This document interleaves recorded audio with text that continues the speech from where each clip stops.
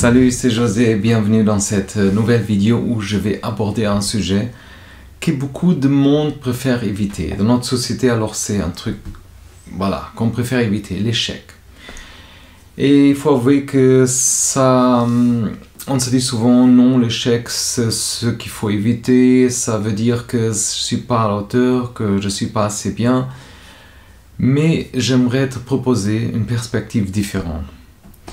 Si par exemple, au lieu d'être un monstre qui nous hante, par exemple, l'échec devient par exemple un moyen de réussir.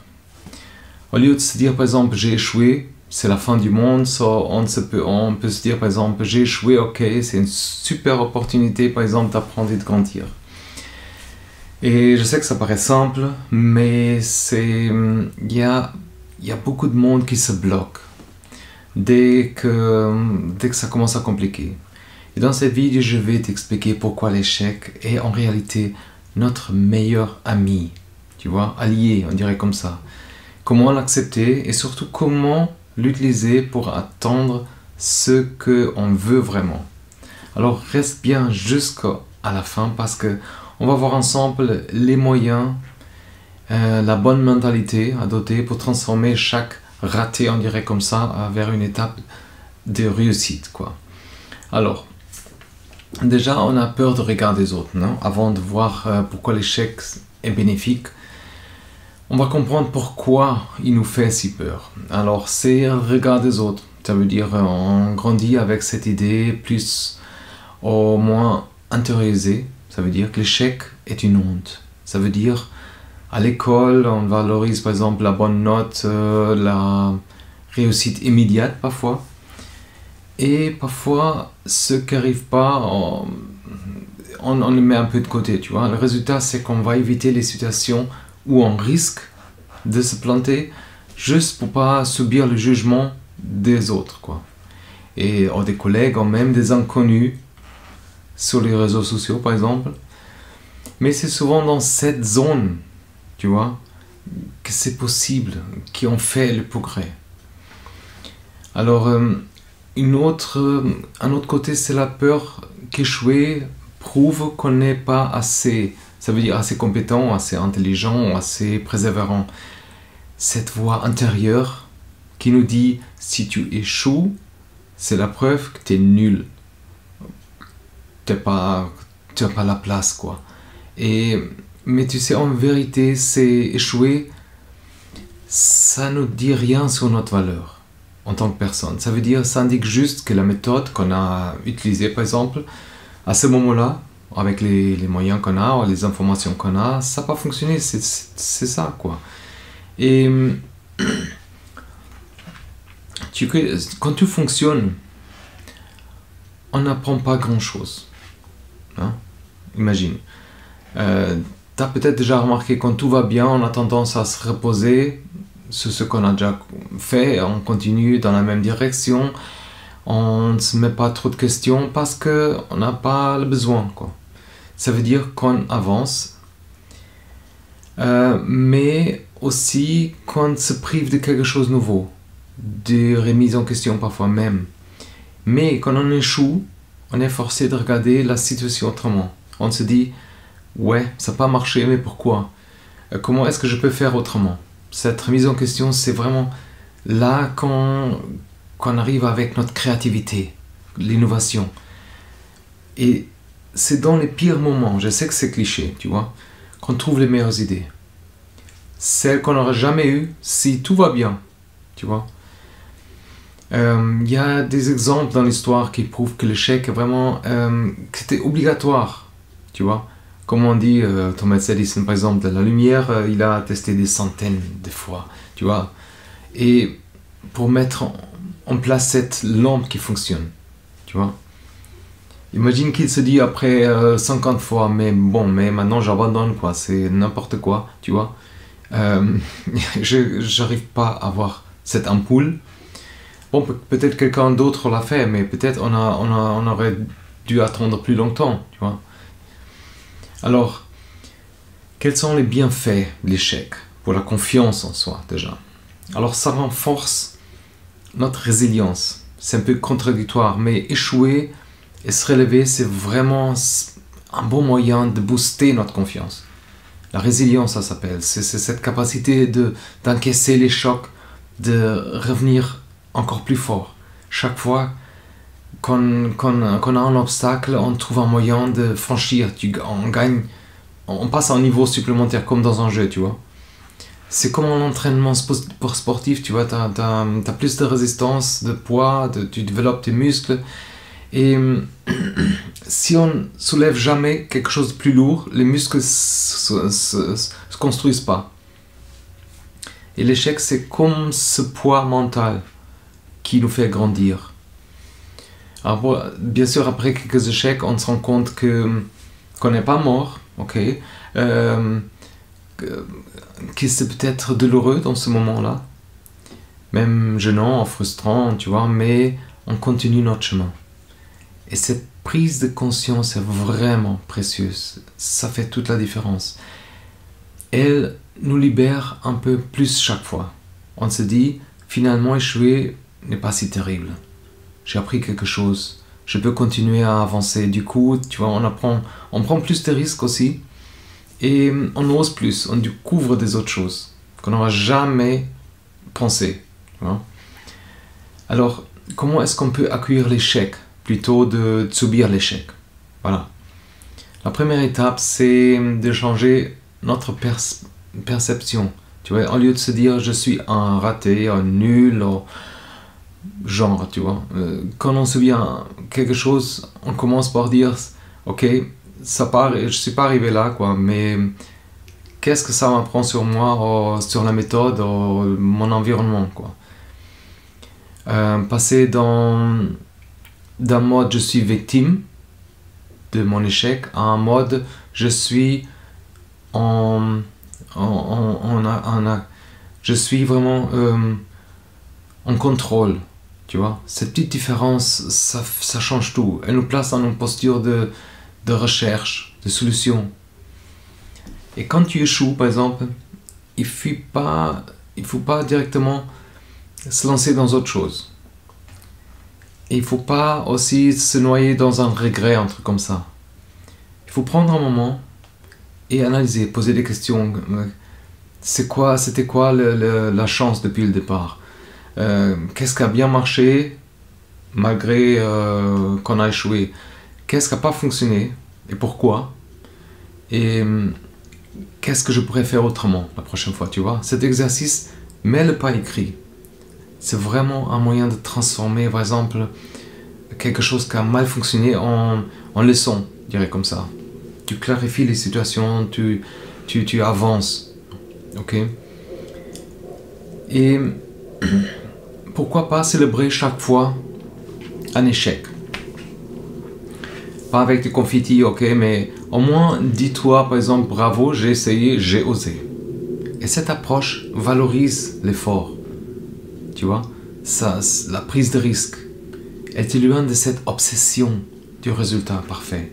Et t'approches vraiment de ce processus continu. Et à chaque fois que tu célèbres un échec, imagine, tu rends aussi moins douloureux les choses. Et dans ta tête, tu vois, tu deviens plus libre aussi, plus audacieux pour la suite.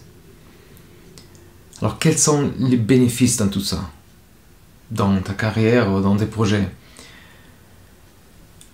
Certains grands entrepreneurs, tu sais, ont découvert leur vocation parce qu'ils ont échoué. Dans un autre domaine, par exemple. L'échec, ça peut nous montrer ce qui ne correspond pas, par exemple.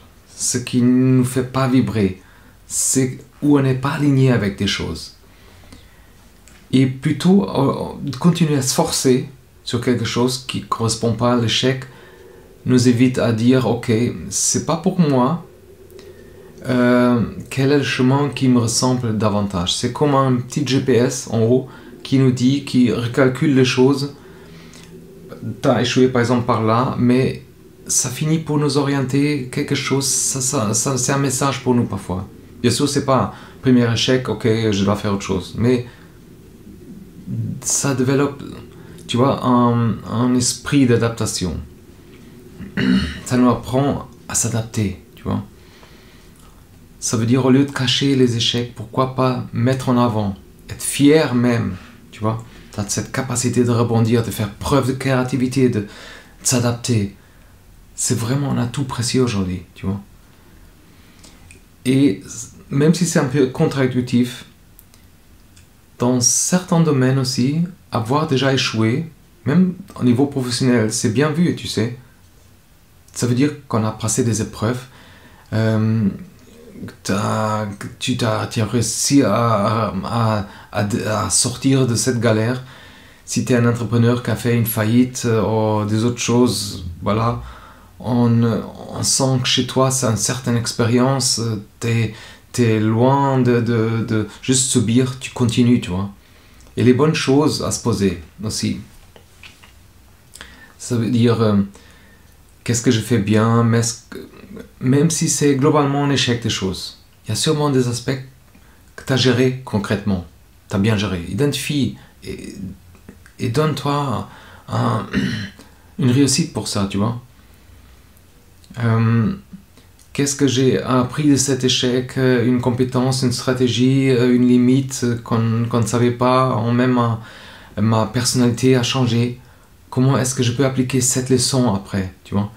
Liste quelques actions concrètes d'amélioration. Tu vois, ça me rappelle, je suis en train de faire une playlist, des vidéos, playlist sur l'entrepreneuriat. Alors il ne faut pas rester bloqué sur l'échec. C'est un des piliers de l'entrepreneuriat, ok? Ok, après tu peux accepter qu'on ne contrôle pas l'opinion. Ça veut dire, c'est une des plus grandes craintes de l'échec. C'est la peur d'être jugé. Comme on a dit au début, la vérité c'est qu'on ne peut pas contrôler ce que les autres pensent de nous, ça c'est clair. Et certaines personnes vont nous soutenir, les autres vont nous critiquer, mais cette critique, c'est souvent un reflet d'eux-mêmes, de leur progrès, de leur peur, de leurs propres expériences. Il ne faut pas oublier, c'est ta vie et pas leur vie, ok? Toi seul, nous seuls, on sait le chemin qu'on veut aller. Quelles que soient nos ambitions, quelques risques qu'on veut prendre, mais et ça peut réellement faire une grande différence. Par exemple, si tu peux t'entourer de quelqu'un qui te comprenne, qui ne te juge pas directement en primaire, tu vois. Un ami, des mentors, des collègues qui voient chaque opportunité que tu es en train de grandir. Si tu es constamment entouré de gens qui considèrent l'échec comme à la fin du monde, crois-moi, ça ne va pas fonctionner. Tu vois, il faut vraiment s'éloigner. Tu sens tout de suite, c'est négatif, je ne peux pas. Tu vois. Par exemple, tu as Walt Disney, très connu. Il y a la chaîne Walt Disney, de Disney, tu vois. Il a fait faillite plusieurs fois. Il était renvoyé du journal et il manquait d'imagination, tu vois. Aujourd'hui, on voit son imagination, tu vois. Ou ça, c'est un exemple parfait de quelqu'un qui a utilisé vraiment l'échec et la détermination.